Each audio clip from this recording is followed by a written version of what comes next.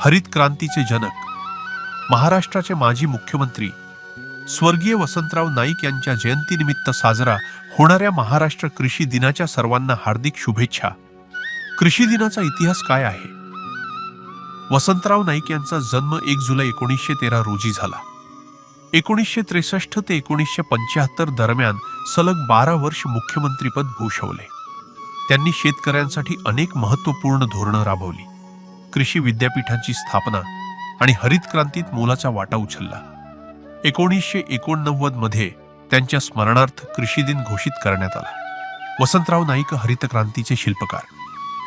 सिंचन योजनेत मोठी गुंतवणूक केली व उत्पादन क्षमता वाढली. शेतकऱ्यांना अनुदानित खत आणि बियाणे उपलब्ध करून दिले. उच्च उत्पादनक्षम वाणांचा प्रसार केला. कृषी विद्यापीठे स्थापन करून तांत्रिक शिक्षणाचा पाया घातला.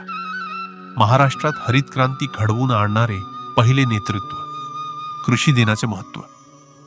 शेतकऱ्यांना त्यांच्या अडचणी व्यक्त करण्यासाठी व्यासपीठ. कृषी क्षेत्रातील समस्या आणि उपायांवर चर्चा. सरकारी धोरणांवर शेतकऱ्यांचा सहभाग वाढवण्याची संधी. नव्या शेती तंत्रज्ञानाचा प्रसार. शेतकऱ्यांच्या संघर्षाबाबत समाजात जागरूकता.